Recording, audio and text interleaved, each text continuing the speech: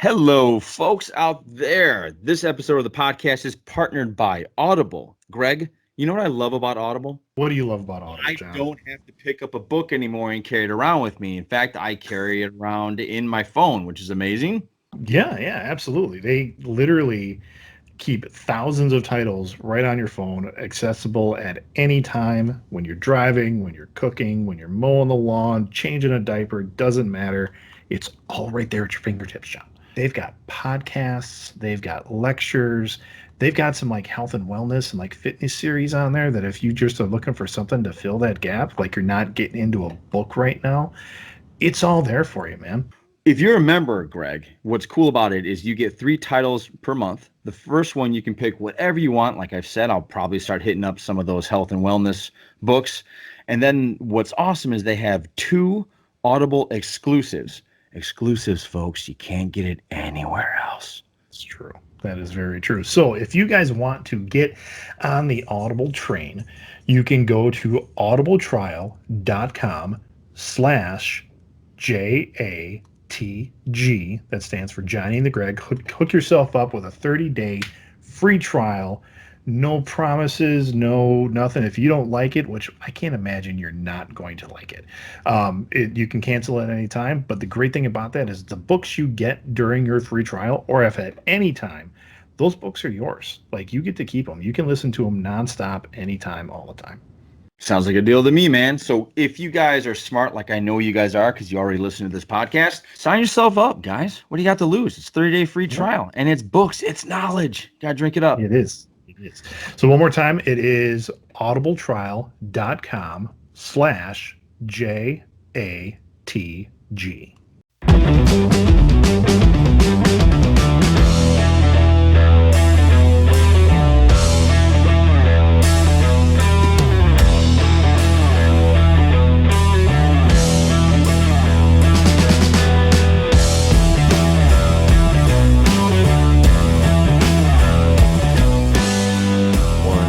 You know, Greg, I always want to come up with some sort of catchy beginning, but I can never come to it. Oh, that's a good one. We just turn on the radio voice and be like, "Hey, everybody, welcome to the podcast." Right. Yeah, exactly. Greg, introduce us. Who's the stranger? We haven't had a guest in quite some time. It's been quite some time, and we've been trying to get this chef on. He keeps rescheduling, but we love him because he's got good reasons for it. But we are welcoming back our buddy Ken, and I ran into Ken. It was one of those post-COVID, oh my God, I haven't seen you in so long kind of conversations. And we were just like in a parking lot. He's sitting in a van, and I'm like, his kids are just like, "Are we gonna go soon?" And I'm just like, dude, I gotta get you back on the podcast. So, kind of following up our summer movie preview, which we did, which I am now coming back from one of those movies that I said I really wasn't crazy about, and I just saw it today. Were you crazy about it? Still, Cruella. It was Cruella. Oh, okay. So we can get into that in a second. But what we're really going to get into today is, I love talking about this, and I wasn't sure how to quite phrase it, but these are movies that just absolutely tanked and a lot of people hate, but we just love them. So movies we love to hate, or no, not movies we love to hate. Movies people hate that we love, something along those lines. But I'm trying to think of a clever way to say it. Yeah, I don't know. Yeah. But I hope you guys understand. So Greg broke down categories, and this is where I struggled, but I saw Ken had notes because I don't think I've actually seen a comedy that tanked that I loved. I couldn't think of one. Oh. I almost guarantee you have, but my problem wasn't finding one that critically was panned. My problem was finding one that didn't become a cult classic. Yes, that's what I'm talking about.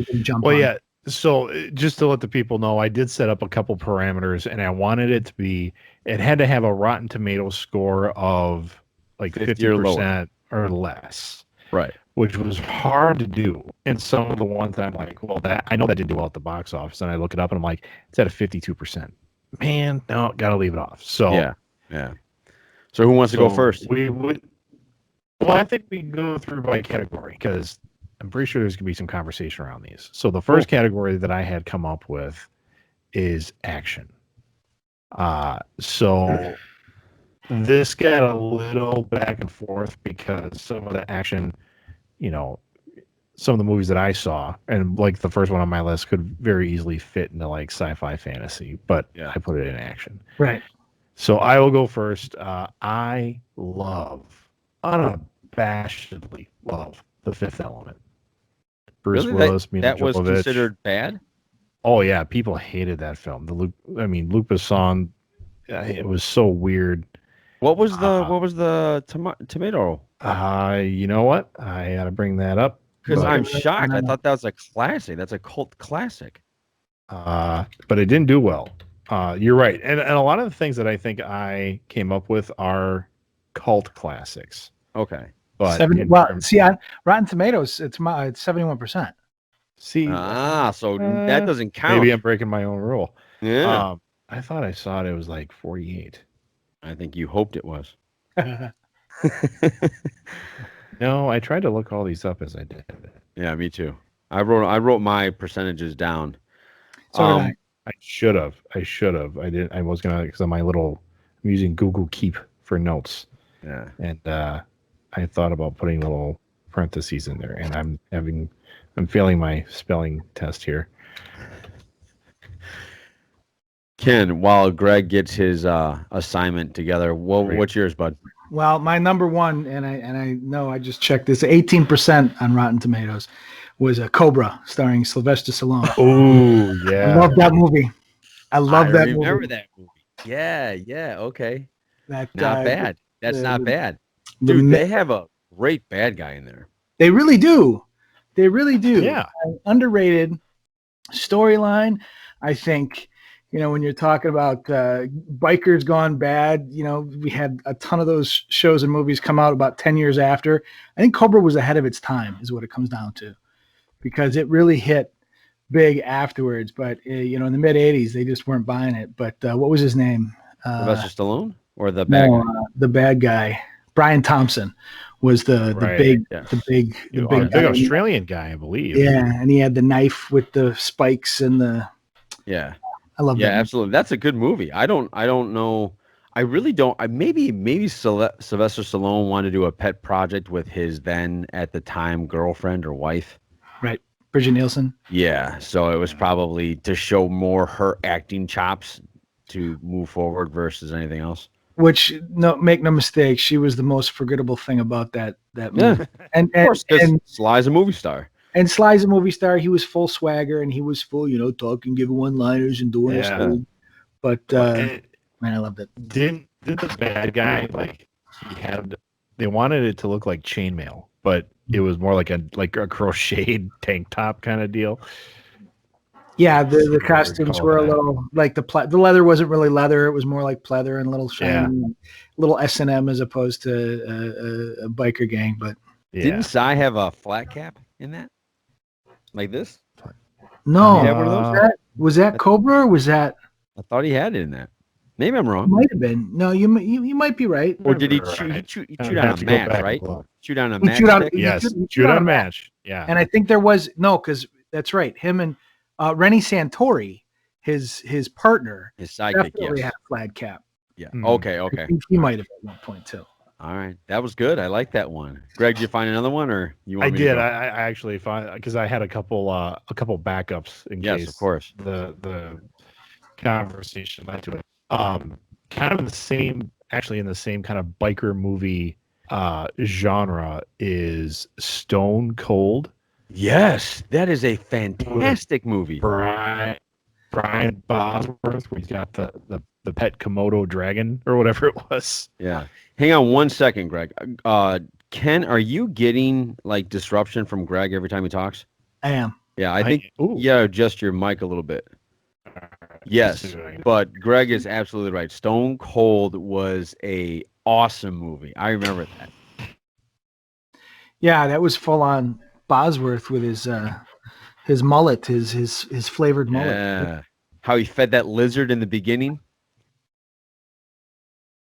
Oh, Greg, we can't hear you at all. Nope, now we lost you completely. Yeah. How about now? Now you we go. got you. Okay, yeah, he was walking through in his BVDs, feeding a giant lizard. Yes. Yeah. And Chains. Chains is the bad guy. Yeah. Lance Henriksen. Yes. Who was the Who- guy? It's the first time I ever saw him as a quote unquote bad guy. He was the second lieutenant, the guy that didn't trust the new guy that ended up what was his name? You know what I'm talking about? He was also in Out for Justice. He was the bad guy. Anybody Well, see Bobby Lupo? William Forsythe? Are you talking about William Yes, that's Forsythe? him. Yeah. Yes, that's him. Okay. Yes. God, that guy's a good bad guy. He is a good bad guy. Just a Yeah. good guy. He's in one of my American Me is one of my favorite movies, and he was great in that. Yeah. Yeah. Good one, Greg. All right. I got one that I think blows you guys all away. I think you both will not like it, but I loved it. Every time it's on TV, I still watch it. It is The League of Extraordinary Gentlemen. Oh, That is a God. 4%. I think I got you guys both beat. Not that it's a competition, for but a I reason. love the movie. I thought it was great. Really? Had a good time with it. Wow. Yes, Okay. absolutely. Oh, all right, yeah, sure. Had I not, if you don't know anything about the history of the different characters and the comic, the graphic novel that it came from, then yes, I can see it. It's a pretty good movie. It's not bad. Unfortunately, if you know the source material, it lets you down. Yeah. Yeah. Well, Yeah, it really does. it made me read the source material, and I thought they were both fine. But I guess that's what happened. I saw the movie first, then read the graphic novel. So that's probably. I Always didn't see like the the sequels movie to it. first. I didn't like the sequels. Agreed. Is there a sequel? I don't think so. I think there's a sequel to the graphic novel. Oh, to the graphic novel. to the yes, graphic there is. novel. Yeah. But no, there we is. saw his hand pop out at the end, but I don't think Yeah. he's coming back. No. All right, Greg, you're up. All right, for my second one on the list, I almost want to double check this now to make sure that I'm not breaking my own rules. Is Predator 2 Oh, really? with The one Danny with- Glover. Danny Glover. Danny Glover, Gary Busey. Yeah. I believe, and my computer's moving slow, but 30% is what I got. Really? I Yeah. didn't like that movie. I thought that movie was shit. Oh, I loved it. Really? I You thought loved it more than Predator? I thought it was on par. I liked them both equally. Wow. I thought I did Danny not Glover see I thought that was a great sequel to see the urban jungle predator coming through. And then of course at the end where Danny Glover's in the ship and we see the trophy case. And that's the first time ever That was we know cool. that aliens and Yeah. Predator existed. There were cool Wow. parts to it, Yeah, but there I were didn't cool think parts. it. You know what was weird? That was a weird time where the bad guys always seemed to be some Rastafarian guy. Yeah, Rastafarian Remember? gangs. That was like right at the time with Mark for Dead came out with Steven Seagal, and he was taking on the Rastafarian gang members or something like Right. that. Yeah, that was the first time. It's like I just kept seeing every movie I watched. It had a Rastafarian as the bad guy, and they were all in their It's true. voodoo stuff, their Haitian voodoo stuff, and I was like, "What's going on?" King Willie. Yeah. Yeah. King. Oh, good Yeah, job. Yeah. yeah, And yeah. I think in Mark for Death, it was Screwface. Yeah. It was. I remember that. Yeah. All right, Ken, what do you got? Not a 4%, but I got a 10% at Wing Commander Oh, sure. With I Freddie was Prinze very Jr.? with Freddie Prinze Jr. And let me clarify. I had a bit of a crush on Saffron Burrows at the time. Oh, who didn't? I mean, come on. Right. So seeing her in there, I kind of liked the movie, and this was one movie where I thought Matthew Lillard was a little less Matthew Lillard. Matthew Lillardy. Yeah. I was a huge fan of the Wing Commander video game series, and they were the first one I know of that did live action, on a full green screen, but they had live actors. And Freddie Prinze Jr., his character, was played by Mark Hamill, so he was older, but it was like Mark Hamill being this character, and I freaking loved the game. And so I'm like, this is gonna be great. And then I saw the movie. I'm like, I think my roommate played that. I think my roommate played that. Played game. Wing Commander? Yeah. I so wanted. I had played it on a 3DO system, which no one ever remembers. No. I remember him only as a paperweight. Yeah. It was the game. The game was cool. I liked it. Yeah. What do you got, John? All right. Well, this was a movie that I heard nothing but horrible reviews on. It had 3 actors I loved in it, and I watched it and thought, this is good. I don't know what the problem is. It was the Avengers, the ones with Ralph Fiennes Ray and Fiennes Uma and Thurman as the yeah. secret agents, not the Marvel Avengers, the Right. original Avengers. I love the movie. It's a 5% on Rotten Tomatoes, but I loved it. I thought it was great. Sean Connery being like a weather wizard kind of bad guy. Yeah, I thought it was fun. I had a fun time watching it. I remember my family was going to the movies, and I was like, "We need to see this movie," and we all went, and it was so bad. And my dad was like, "Good pick, Greg." I will fully admit I lost interest about a quarter of the way through. Yeah. And I wasn't a fan of the original show either. I mean, a buddy of mine. Yeah, I didn't even know it was an original show. And I couldn't get into that either. It was a little But I think I might have fell into the trap where I didn't know anything about it. So when I watched it, I had 0 expectations. Yeah. And I think when you go in there into any movie where you have absolutely 0 expectations, you never really walk out of there going, well, all right. Was it Uma Thurman? Was she the female lead? Uma Thurman and a cancer. Uma Thurman, Ray Fiennes as Emma Peel and John Steed. Yeah.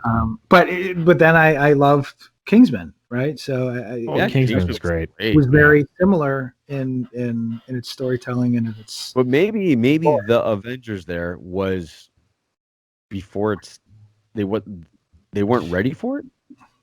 Maybe. I say the big difference is that Kingsman is good and Avengers was bad. But I mean, what you got, Greg? All right, next up, we talked about this. I actually like this movie in this series, this franchise that just needs to die. It's got 37% on the tomato meter, and it is Fast and the Furious Tokyo Drift. No, I'm not on board for any of those. Yeah, it took me a while. I had to go back to it a bunch of times, but it grew on me. Which one? Tokyo Drift? Tokyo Drift drew on. I like Fast and the Furious. The one I like least is the Too Fast, Too Furious. But the rest of them I kind of like. But Tokyo Drift. Yeah. All right. If I'm being out of all the Fast and Furious, Too Fast, Too Furious is actually the worst one. It is. It doesn't make it. The only thing it did was give Tyrese Gibson something to do because this is all he does now. These Fast and Furious movies. The only one I actually like was I don't know which one it's called. I don't even know where it fits into the mythology, but it's the one where they're dragging the 2 safes all over Brazil at the end. Yeah, that's Fast 5. Is that 5 or 6? It's 5 or 6. It's one of the 2. Fuck if I know. Lost track. Yeah, totally lost track. Yeah, I like Tokyo Drift because it was different from what they were putting out before. And to me, it's a great laundry folding film where you're just folding laundry in front of the TV. And I thought you were gonna like it because of the Hulk car. No, I think that Hulk car is stupid, but the other ones I like. The big foot sticking out the back, you're like, eh. But okay, Ken, what do you got? This one is one that I always hear people complain about. I've never had a good conversation with somebody, but I love the movie, The 13th Warrior. It's 33%. Oh, God, yes. Okay, it's a good movie. It's a good movie, yeah. I love that movie. Book was way better, of course, but yeah, but I just watched it the other day.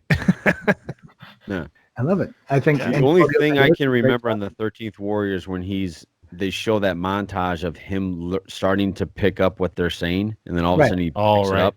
That was pretty cool. That was very cool. The way they did that.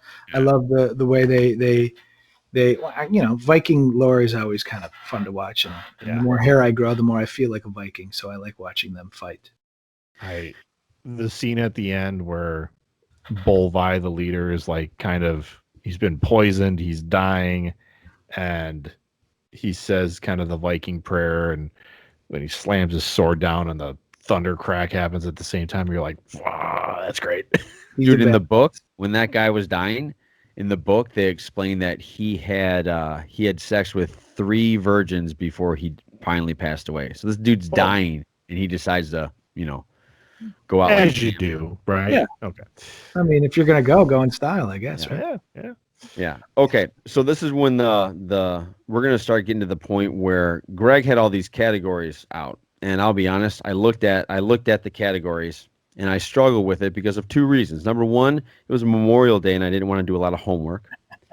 Number two, I just didn't feel like a lot of the genres. I felt like I just feel like I liked comedy. Like if one of them is going to be comedy coming up, and I didn't feel like there was any comedy out there that I love that nobody else didn't like. You know what I'm saying? Did I say that right? No? Yeah.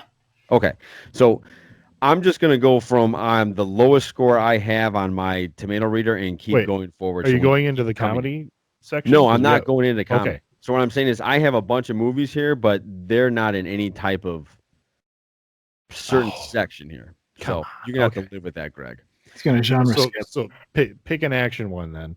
An action one? All right. Yeah. This one, I have no idea why it bombed. I was excited for the universe to begin, and I thought it was a great first one, and that was the Tom Cruise The Mummy. I love that movie. Tom Cruise is The Mummy? Oh, the dark universe? The dark universe. I was so excited. Russell Crowe is Jekyll and Hyde. Yeah, and I thought it was great. I think they tried too hard to create a world that they missed out on enjoying the movie itself. I think that was too much world building. Yeah, that was me. I think they could, because the first, with Brendan Fraser when they did The Mummy, it was just, we don't even know if there's going to be a second one, so it was a one-off, and it should be fun. I think it should be less horror and more fun when you're talking about those old school monsters. You think it should be less horror? Yeah, I think taking those guys too seriously, and I know, I mean, if that's what they wanted to do, that's what they wanted to do. But for me, it'd be more enjoyable to have it be a little more lighthearted. Okay. I'm not saying the Stooges in there or anything, but right. No, I hear you. Laurel and Hardy Meet the Mummy. Yeah. I was disappointed in that movie that we didn't actually figure out what the heck Tom Cruise was at the end. He was set. But what does that mean? Like, we would have to have seen sequels. Yeah, and that's just it. We missed out on that. So. Right. Well, I mean, you could say the same thing for every other Marvel movie if they just stopped at the first Avengers. You'd be like, who's the purple grimace guy? But they didn't. Right, they didn't.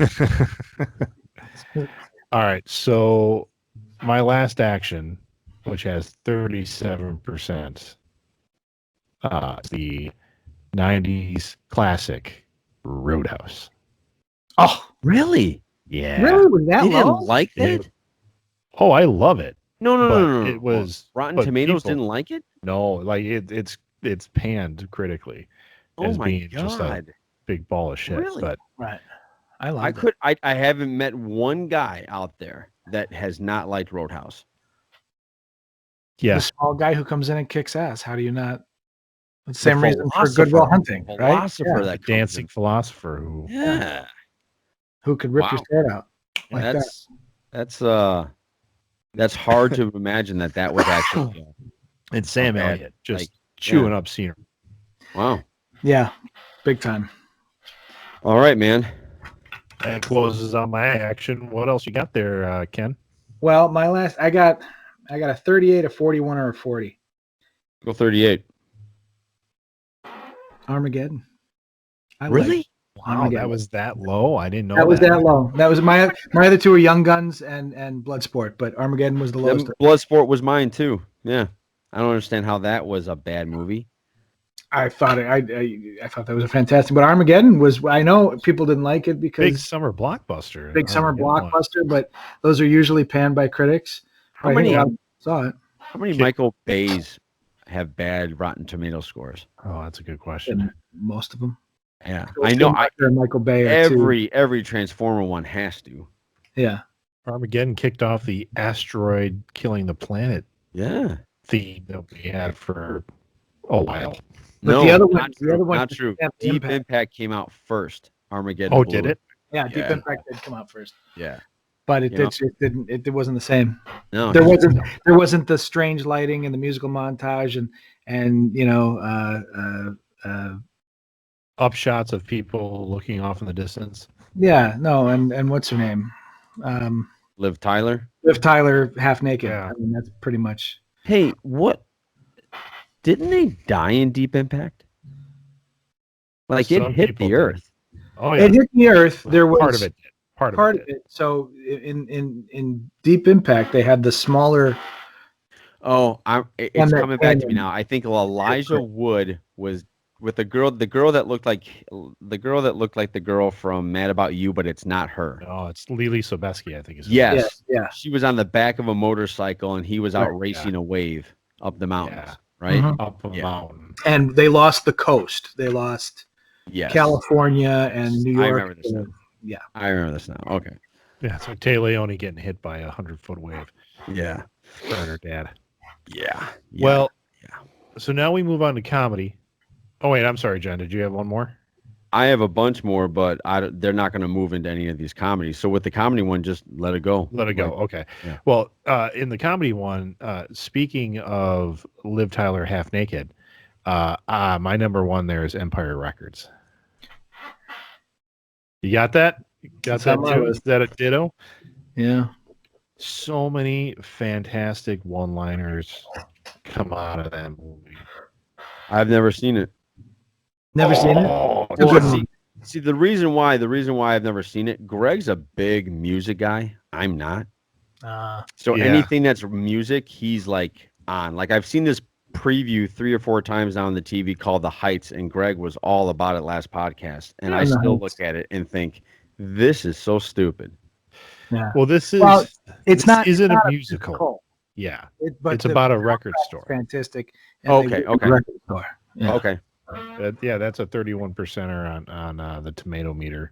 Wow. And there's so many lines. I mean, we can just quote them off between my wife and I. We'll just be like, I don't feel the need to explain my art to you, Warren. And you just know. So hang on a second. So with Rotten Tomatoes, what are they going off of? What's their criteria? They have critics reviews and then there's a fan meter. Right. And I went off critics reviews for Okay. because so Empire Records, for instance, is a 31% from the critics. It's an 83% from the people. Okay. All right. Well, wait. Then time out though, because weren't your instructions not what Rotten Tomatoes considers a bad movie? It's what everybody doesn't like, but you love. If 83% of the people like your shit, go through your count. list. Oh, okay. All right. Okay. Don't blow holes in the show. We're not that far away. You want to come up with ideas when we have trouble getting guests on, you go right ahead, mister. But until then. All right. Sounds good. All right. What do you got? What do you got, Ken? You had Empire Records. What else you got? Well, I got a long list for comedies, but my number one, we'll start here, and it was 4% tomato meter and an 18% on audience score. So I'm hitting. All right, here we go. There you go. Here we go. Caddyshack 2. I loved Caddyshack 2. I did. I can't help it. No, that's fine. That's fine. He's a fun zaloon. That's fine. What's a fun zaloon? It's a fun zaloon. I mean, Chevy Chase just completely phoning it in. Oh, yeah. And looking like he's phoning it in. I enjoyed it. I liked it. Oh! I got a comedy. Okay, cool. The Shotgun Golf Club. Yeah. Yep. Yeah. It was great. Oh, you got a comedy there, John? What do you got? I do. The Great Outdoors got 44%. Oh, see, which that's a crime. I looked at that and I was like, no, that's yeah, it has to be wrong. Yeah. Great Outdoors was fantastic. Mm-hmm. I can still watch that. Those are those movies that when they're on, it's like Greg says, it's a great laundry day. It's just you just sit back, watch it, and you laugh at the raccoons and the bear, the bald-headed bear, and eating what is it? We talked about this the other day. The 96er. The old 96er, yeah. The old 96er. You mentioned that in any place, people go, "Oh yeah, we know what the old 96er." Yeah, yeah. I love in that movie. There's a scene where they all have to like go off screen, and then they all come screaming out. I think it's like one of the trash scenes or something like that. You can see and you can see Dan Aykroyd counting the whole cast down, and you're like, really? That's the shot you had to keep? You couldn't move the camera 2 feet. Nope. All right, so yeah, John, you got another comedy or No, I don't. okay? Well, I'm looking all mine up here for a second time just to make sure. I'll give you one that just. Oh no, go ahead, Greg. I was gonna say that this one comes from the Christmas era. Yeah, this is a 5% on the Tomato Meter, 38% audience score, and it gets me every time. It's Christmas with the Cranks. Oh yeah, I didn't like that. Yeah, that didn't stick with me. I don't know why, but my family, we laugh our ass off every time we watch it. And there's the scene at the end, and I understand why a lot of people didn't like it, because I'll say it's not a great film. Right. It's some physical comedy, but there's a scene at the end where Tim Allen is giving his dream vacation away to his neighbors that he's been feuding with the entire film, and the wife is dying of cancer, and he's like, you know what, we just want to get. And I don't know why, but every time I watch the film, I'm like, damn, Dusty, here, whew, it gets me every time. It gets you? Yeah, it does. The emotions? They just crop up there, and kids are like, you okay, Dad? I'm like, yep, totally okay. Aww. So sweet. Thanks. Hey, you guys remember that comedy? The one where it was Summer School, where the guy from Mark Herman. Yes. Yeah. What's that? What is that one? Summer School. That's a great. No, that's the name of the film is Summer School. I know. I'm asking what the rating is. Oh, okay. That was great. I love because that was I love that movie. Kirstie Alley. That's a 60. That's a 63%. I knew that was above because I would put that one on there. That was 63%. And now that I'm teaching my oldest daughter to drive, watching Haley Berry learn how to drive, there's like another car coming at her, and she like pulls over. It's like, she pulls over. Why'd you pull over? Car was coming. Well, that's gonna happen. Yeah. License to Drive is another good one if you're teaching your daughter. Oh yeah, License to Drive. Yes. Should do that one later. Yeah. Yeah. That's a good one. That's a good one. All right, go ahead, Greg. Oh, well, Ken, I think, is up next. What was it, Ken? Sorry. Well, let's see here. First of all, I just want to point out, did you know that Three Amigos is at 33%? Oh, that's terrible. That's an absolute tragedy. We're going to do one more comedy after this, right? Or at least two more? I've got two more after this, yeah. Okay. I got two more after this, and I'll say this one. Sticking with Sly Stallone, because the guy just he fancies my. No, you're not going. Stop or my mom will shoot. Oh, no. Okay. He's going Oscar. Oscar. 12%, yeah. 12% on the Rotten Tomatoes. No, wait a minute. Ken, when you saw that, okay, when you saw Oscar, did you see it when you were young and then you rewatched it and found a new appreciation for it? Absolutely. Okay, so that's what happened. Okay. Yeah. All right.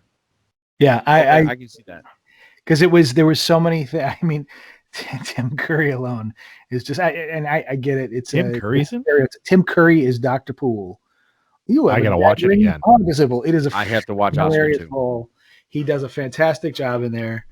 Yeah, see that movie again. Go back and watch it. I'm gonna have to because you have me at Tim Curry. Yeah, that's great. Well, I just looked at my next one, and again, it's 45% on the Tomato Meter, and I did not notice the 86% in the audience score. Mm-hmm.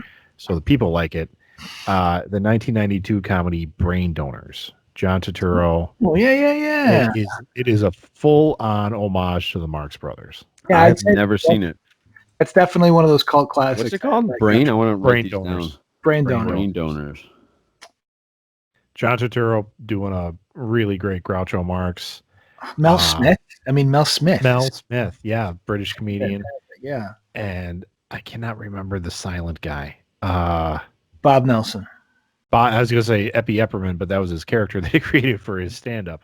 Yeah. But yeah, Bob Nelson doing his juggling with like Kleenex or something like that. And it's saving a ballet.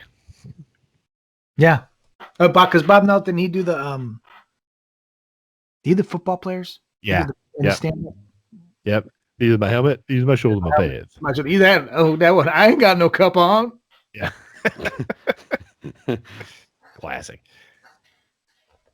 Oh, you got another one there, Ken? I do. This one, I got two more. I'm gonna go with my really obscure one first, and that is a little ditty from the late '80s. After Grease was such a success, they brought back both John Travolta and Olivia Newton-John for a little movie called Two of a Kind. Oh my God, I remember that. Yes, I love that. Scatman Crothers. It was just a great movie. Freeze it, rewind. Yep. Yeah. That was a nice. Totally my mom remember that. Loved that film. Yeah, Absolutely loved it. And there was when John Travolta had that nice little stretch of almost B-level comedies that I truly enjoyed watching. Yeah. Who was? I'm trying to remember the head angel. I want to say Brian Dennehy, but it wasn't. No, it was. Oh my goodness. Hold on, let me look it up. I can't remember. Where are you? Wow. I totally forgot about Two of a Kind. Good job. I remember watching that when I was a kid and going, why is he frozen in midair? What's going on? Oh, yeah. Charles Durning. Charles Durning. Yep. There you go. And the guy playing the devil, that sweet Oliver little mustache. Reed. Yeah. Oliver Reed. Yeah. Yeah. John, did you have another comedy or should I just go ahead? No, keep going. Okay. So my last one, which is obscure, but I think Ken will have seen it, is a 1996 comedy from the comedy troupe Kids in the Hall called Brain Candy. Brain Candy, yeah. I don't know what you're talking about. I think it's perfect timing too, because they're getting back together. It is, and I saw that on their Twitter coming through. I'm like, oh, that is fantastic. That is. Kids in the Hall is a Canadian sketch comedy troupe, and all of them went on to do other things like being. I remember shows. Kids in the Hall. I used to watch that all the time, but they did one feature film called Brain Candy. Oh, did they? And Dave Foley, probably the most famous of the. Yes. Yeah. News radio film. Yep. Yeah. Mm-hmm. But it was great. Yeah. They all played multiple characters. It was fun. I remember from Kids in the Hall that famous scene that me and my mom used to crack up on is the dude that would pop out of a bush and go, "I crush your head. I crush your head. Crush your head. I crush you. I crush you." Yeah. Yep. My kids still do that. I still do that. Yeah. All right, Ken, last comedy. All right, last comedy. I also want to point out, I mentioned Three Amigos before. Cannonball Run is also at 30%, but that's frustrating to me. Really? Yeah. But that one has a high audience meter. This one was 45% on Rotten Tomatoes, and it was about 48% audience. I don't think it was well received when it came out. Late 80s, one of these late 80s great little romantic comedies. Can't Buy Me Love with yes, that was an awesome movie. I love that. There was a time where that was 10 minutes into that and turned it off. Oh, did you? No. I watched it. I watched the heck out of it, but my oldest started watching it, and she's like, "So he's like prostituting himself? What is happening here?" I mean, just yeah. You had to live in the 80s to truly understand. Yeah, he followed that one up, and I can't remember the name of it, where he's the pizza guy. The pizza guy was the Lover Boy. Lover Boy, yep, where he literally plays. I almost went with that one because I loved his. I wanted to dress like him when I was younger because he had those khaki suits with the really nice silk shirts and shoulder pads out to here. Yeah, shoulder pads out to here. But no, I Can't Buy Me Love is too far up there. Well, out of the two, I think Can't Buy Me Love is the superior film. So absolutely, Seth Green is in there as a young guy, and the young brother. Yep, he's fantastic. All right, moving on to drama. This one I struggled with because, like, so many of them, like, you'd go, is that a romance or is that a drama? I mean, that because they cross over so much. But the first one is pure drama, and it's a Steve Martin one called Mixed Nuts. Okay. Oh, I remember hearing about that. All right. 1994. Him, Madeline Kahn, Robert Klein. Yeah. Is 10% on the tomato meter, and it's loading to see 47% for the audience score. Wow. But it's, I don't know. In 94, I watched it. I'm like, it's all right. It's a cute little film. Yeah. Definitely not a blockbuster by any means. No, not at all. Mixed nuts. Gosh, that's been a while. I remember that now. I can actually remember the trailer. Yeah. I don't know why, but I can. It's set during Christmas, so they're all like Yeah. sitting at like a bus stop or something. I Yeah. want to say it's Kazari is in there too.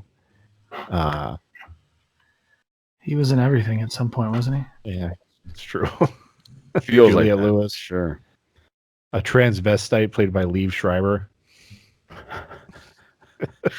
It's got everything. Ray Donovan. Yeah. All right, drama. What do you got, Ken? I think I'm going to do a twofer because they both star my favorite drama actor, and that's Mr. Rob Lowe. So the first one is St. Elmo's Fire. What? Which That was didn't... got it panned by, and I think you also got to remember that it came out after, Breakfast. It was like the last of the Brat Pack movies. Yeah. The Brat Pack. And Mariel Hemingway really kind of pissed people off. But yeah, that one. And then my other one, which is even lower, but probably one I like even a little better, Youngblood. Oh, was that the hockey movie? Hockey film, right? Movie. Yeah. With Cynthia Gibb, a really young Cynthia Gibb. Oh, okay. He was very important to me. John, do you have any dramas on your list? Not really. Dramas? Okay. Well, I mean, I know a lot of dramas, but I don't think they're low. The first one that popped in my head after he said Youngblood was The Outsiders, but I'm sure that's high up there. That one's got that's.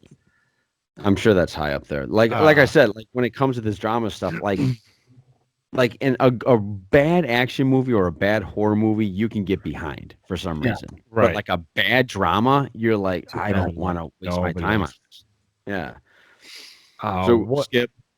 One that I thought was funny, and I kind of wonder if I need to go back and rewatch it and see if it was it just 90s funny or does it hold up? 1995 comedy called 9 Months. Christopher Columbus, Hugh Grant, and I actually remember the trailer for that. Juliette Moore. I remember the song too. Where oh shit, she's having a baby. Oh, yeah, yep. I remember that. And was Kevin Bacon in there? No, that's actually called She's Having a Baby. Yeah. Oh. And that one was a 41%. That one I thought about putting on there because I did like that movie.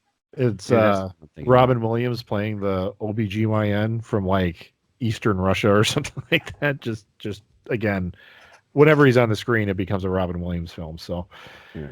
There was another one with Molly Ringwald. Yeah.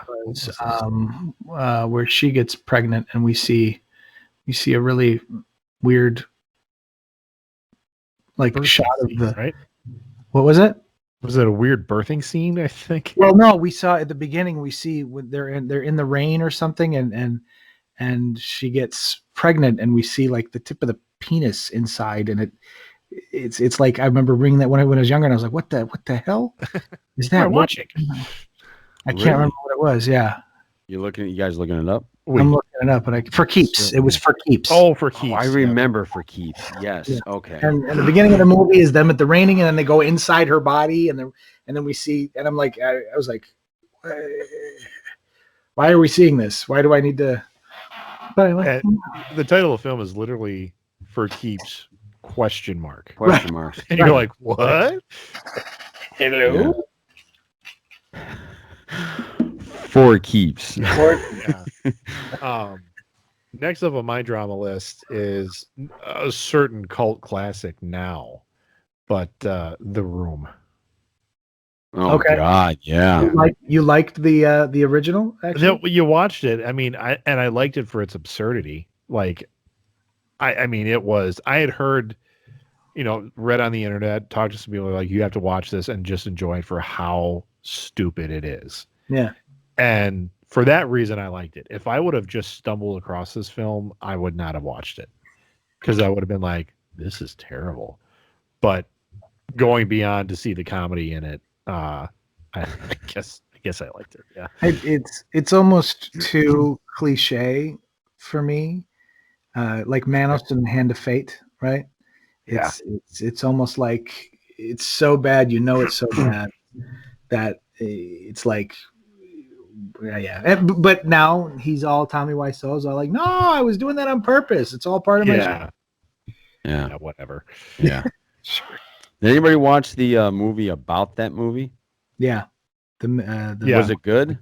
It was good. It was good. He did a pretty good job. What's his name? James Franco did a pretty good job of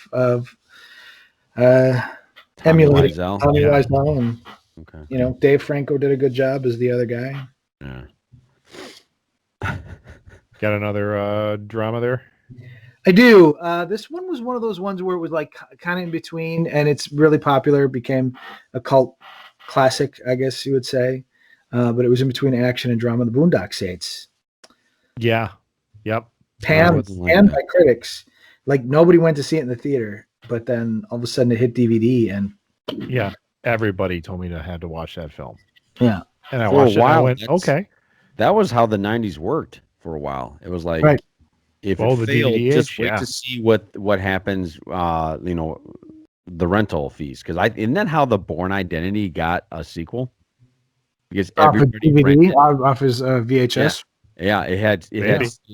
I think it was the #1 rented movie for like 3 months straight, and they were like, "Whoa, I guess." I saw it in the theater because I wanted to see what Matt Damon could do. Yeah, action wise. Yes, I know. I was like, okay, let's see what he can do, and I enjoyed it. But yeah, my next up for drama completely breaks the rules, as I'm finding out, because I actually pulled this off of another list that listed the tomato meter really low, and I didn't actually look it up on Rotten Tomatoes, but it's way off. But I put it down. Crossroads with Ralph Macchio. Ralph Macchio. Oh, okay. Yep. And it turns out people like that film, so it really doesn't fit this one at all. But the list I was looking at, which I just Googled drama movies that are terrible that everybody likes or something like that, and this was on there, and it had a completely wrong tomato score. But no, I like that one. I like that one. It's got Steve Vai at the end, the guitar battle. But you're definitely talking about the one with Ralph Macchio, not the one with Britney Spears, right? Correct. Yeah. I should have said the one with Britney Spears just to make sure that one's low on the Rotten Tomatoes too. But then I'd have to admit to liking a Britney Spears film, and I don't want to have to try to live that down. Free Britney. Yeah. All right. Do we have any more drama? I got one more. Go. Okay. Now that we're looking at both these, the critics and the fans. I guess it's a little higher on the fans, but Higher Learning was one that was pretty panned. Really? 45%. Yeah. Joe Pesci, and is that one? No. No, I thought Higher Learning was like Michelle Pfeiffer going into the Bronx. No, that was like Can't Sleep. Higher Learning. Yeah, that was different. That was Gangster's Paradise. That was that was different. This one is with Omar Epps, Christy Swanson. Oh yes. Yes. There you go. Yes. Yep. Yes. Yep. Cole Hauser plays a Nazi. Yeah, I was gonna say, there's some Nazi stuff in there. If I recall. Yeah. Goes up on a bell tower at the end. Yeah. I remember him sitting in the library with a cap on, and then the drama builds, and he like rips his head off, and he's a skinhead now. And he's a skinhead. Yeah. And Jennifer Connelly and Christy Swanson has Crisis of Faith, and bounces back and forth between, Ice Cube. Nice turn for him after Boys in the Hood to take a little something, on something different from being a typical gangster. Yeah, that was a powerful movie. Yeah, I remember like sitting on the couch watching that movie, going like just mouth open, like what the fuck? Like this guy's just shooting people off of a clock tower. Yeah. Yeah. All right. Well, next category is fantasy. Quite a few movies that fit into this one. Yeah. First up for me is Reign of Fire. Matthew McConaughey. Yeah. Christian Bale, 2002, 42% on Tomato Meter, 49% in the audience score. Yeah. That was on my list. Still a great film. That's a great laundry folding film. I agree. It is. I just watched that. It just came on Netflix. Yeah. No, it was at Netflix Prime. Just came on one of them, and I watched it again, and I like that movie. I thought Matthew McConaughey did a great job. When I think back and when I first saw it, I kept thinking he was this really out of control. He wasn't. He was controlled, and I really liked. I thought Christian Bale was the antagonist more in that one than McConaughey was. But I liked it. I agree. What you got, Ken? My first one was 32% on Rotten Tomatoes. Oh, you son of a bitch! You're gonna take it from me, aren't you? Well, it depends. Where do you think I'm going?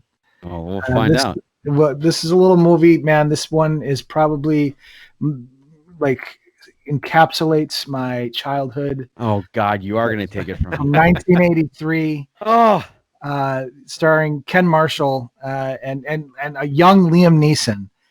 The movie is called Krull. yes! God damn it, Ken.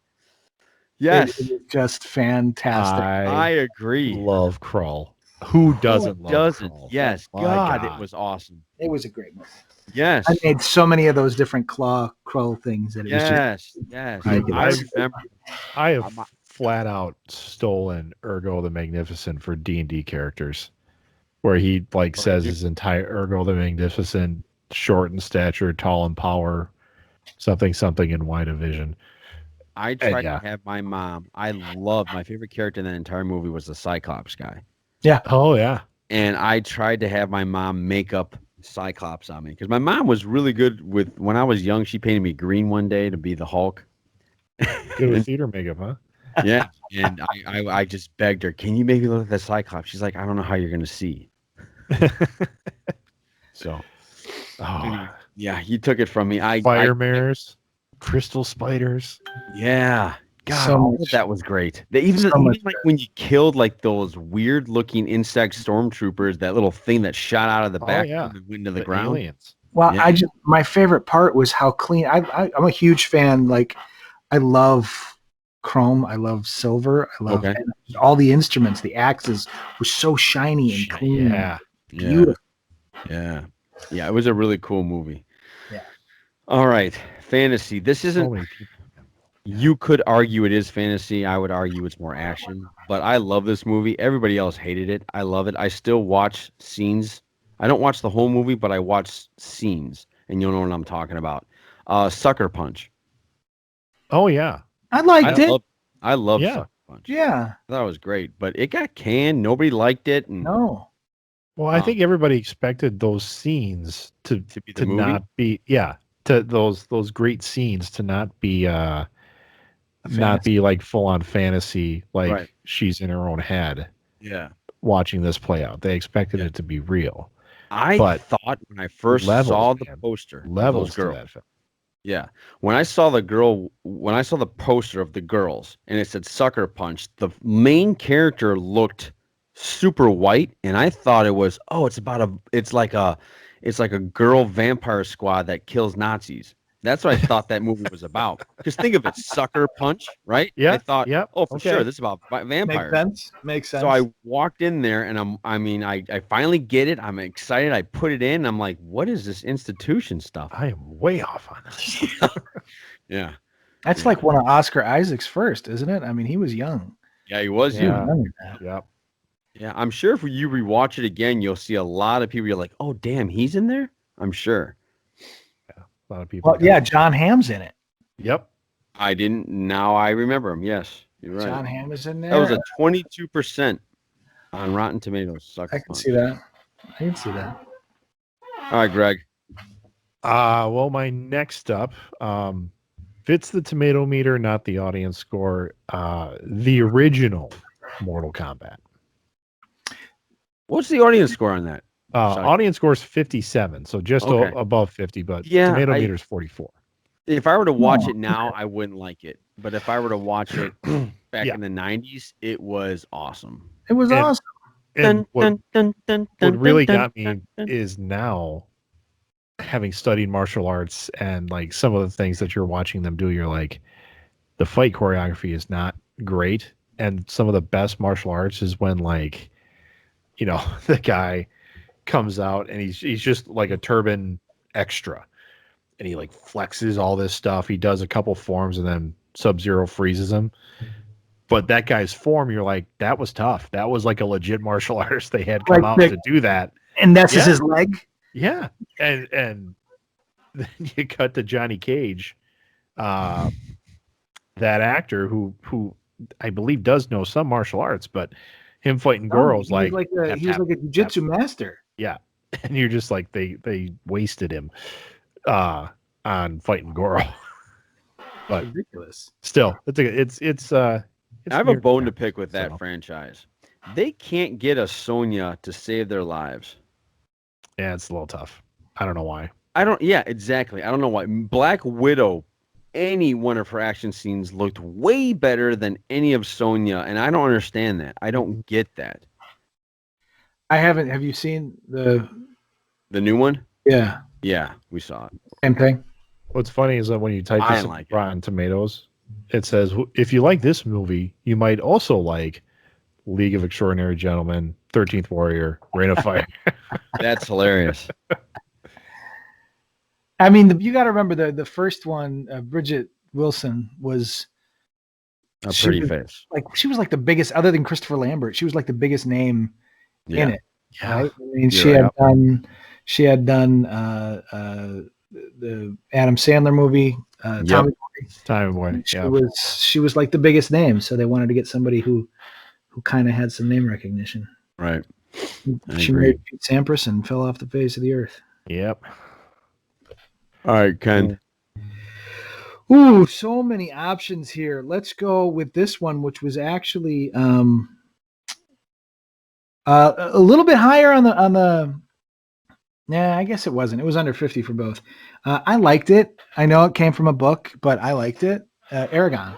I thought I wish they would have kept it going. I wish they would have. And I knew I was going to get that reaction from you, Greg, because I can see why you don't like it, but I didn't hate it completely. I thought the ending fell flat, but I think up till then it was pretty decent.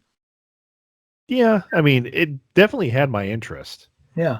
And I think I was teaching middle school at the time when that came out, and like the kids just loved it. So my expectations were definitely high.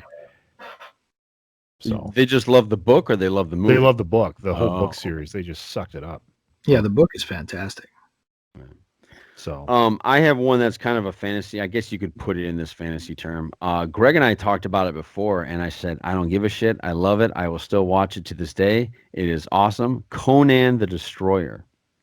The second one with Grace Jones. Yes. Yeah, Wilt Chamberlain. Malik. Who is that guy? Who's that actor? He was also he was Bob, the bad guy in the first Batman Tim Burton movie. Yep. Yeah. His name, I can't think of his name. And then Marco, I remember him because he's the guy's like the wizard, but his name was Marco. I remember him because his name was just Marco. It's not Tracy Walter was Malik. It's not Marco. It's Mako. Mako. My fault. Was Akiro the wizard? Yeah, Akiro. I loved his little. Yeah. I kind of dug that whole series. Like I even liked Red Sonja. Oh, did you? I liked Red. Yeah, sure. Yeah, I didn't think that. I thought about putting that one on this list, but I never. I can't remember Red Sonja. Red Sonja was another one of those movies that I watched pretty much solely on like TBS when it was on. Yeah. And then when I caught it on cable or I rented it, I'm like, oh, Dem's titties in here. Like I just watch it again. Like I didn't know that. Yeah, that's a 19 and a 28. That one would have fit perfectly in here. Ernie Reyes Jr. in his early days. So, next up on my list is a 13% tomato meter, 40% audio score, but near and dear to my heart, 1987 Dolph Lundgren classic, Masters of the Universe. Oh no, I didn't like that at all. I couldn't bring yourself. No. I was one of the biggest He-Man fans in the world, and that one I was like, "What the fuck is this?" Why are they sitting here thinking that? Why is he shooting a gun? Yeah. Why is he in New York? No, he should be back in Eternia. Yeah. Why we bring this to the right? And I understand all the gripes, but to me, yes, Frank Langella as Skeletor. Yeah, he was absolutely fantastic. I'll even give. I think her name is Courtney Cox. No, Meg, the girl that played Evelyn. Oh, Evelyn. Yeah, she wasn't bad. Yeah, she wasn't bad. But Courtney Cox was a dud. Yes, absolutely, she was. Yeah. But for me, it was Frank Langella just really made that movie for me. So, Right. Along those same lines, probably a defining movie for my adolescence and my hastening into puberty was seeing a young Tanya Roberts in barely anything in a movie called The Beastmaster. Beastmaster. Yes. I've met Mark Singer. He was Did you? extraordinarily nice. I was at a I bet. Comic-Con. And honestly, because I'm taller than your average person. And when I meet celebrities, I expect them to be shorter than me now. I mean, but he is not. That dude He's is not? tall. Oh, he's Really? I'd have to dig in my picture, but I think he is just a touch taller than me. But was so nice. I was there as like a poor 20-something guy, just had enough money to get to the con. He didn't care. He sat and talked with me. That's forever. awesome. That's always a good thing. Yeah. Hey, what was the score on Beastmaster? Beastmaster was a 50. It was a 50, and then 52 for audience. That's a great movie. It's a great movie. But Mark Singer, I like, and I didn't realize that he says he's 6'2" on here. Just jacked when he was younger. And I loved him in V too. I mean, I loved him in V. Yeah, loved him in V. I wish he would have gotten more love as he got older, because he did a lot of stuff that I liked. Yeah. Yeah. You got another fantasy film, John? I thought I did mine. Didn't I just do Conan? Wasn't that just me? Well, but you did. And we went to Masters of the Universe, and it's back. Oh, yeah. Okay. Yeah. No, I'm good. You're good. This. Yeah. All right. Well, the next one I got came out in 2002. This is what I've heard got Christian Bale the Batman job. Is Equilibrium. It's okay. I don't know if I'd call it post-apocalyptic, but it's definitely like a Brave New World 1984-ish. People are taking shots to suppress emotions, and he has like an awakening kind of film. Right. But they came out with, I think they call it Gung Fu. Yeah. Where they're for sure doing martial arts with guns in their hands. Very anime style in that fighting style. Taye Diggs is in it. Yeah. I don't know. It's like a minimalistic type of setting, but I enjoy it. I did not like the movie or the plot, but I loved all the action scenes. Yeah. If that makes sense. Sure.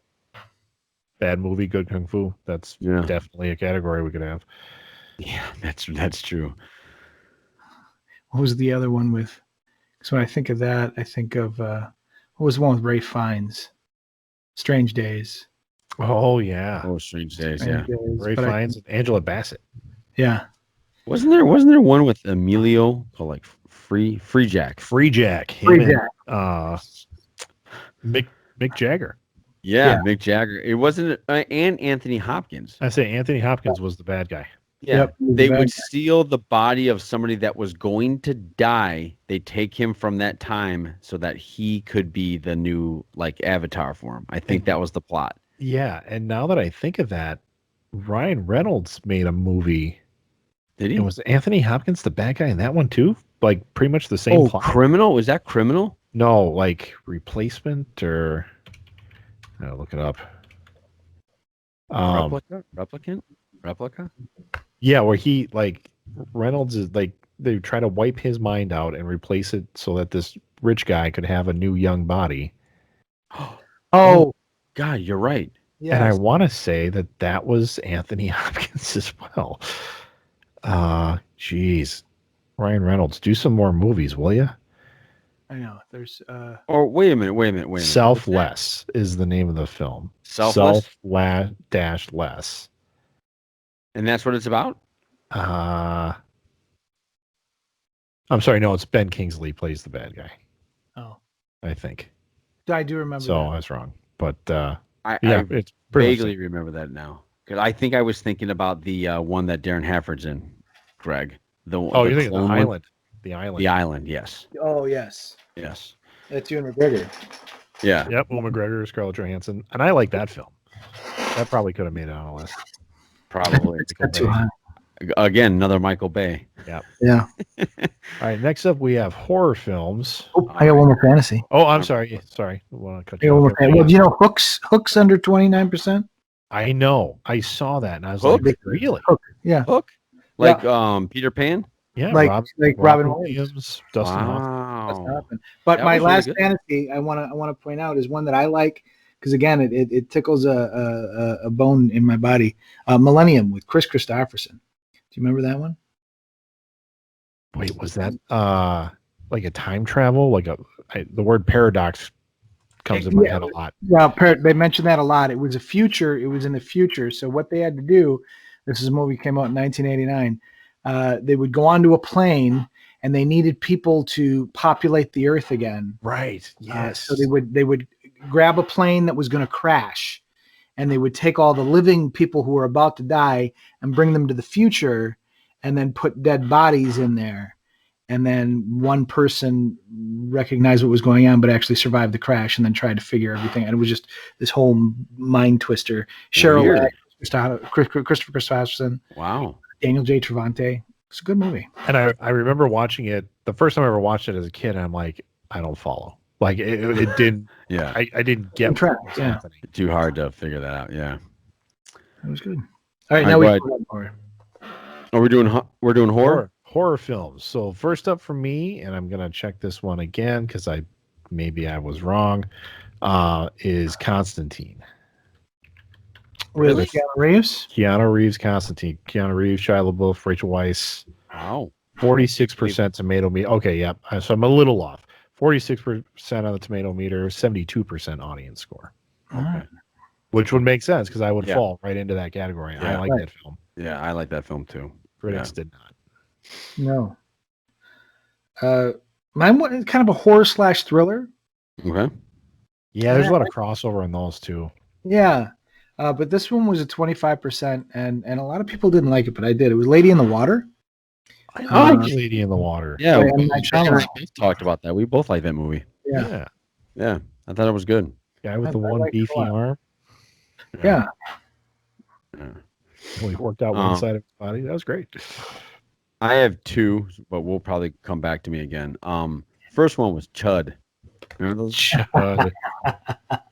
Cannibalistic human underground dweller. That's such a bad, great movie. Yeah. What about Chud 2? I never saw it. Chud 2? Chud 2 had, I remember it had one of the kids from Head of the Class was in that film. Yeah. Brian Robbins. Yeah. There you go. Wow. Wow. How do you remember that name from two obscure shows?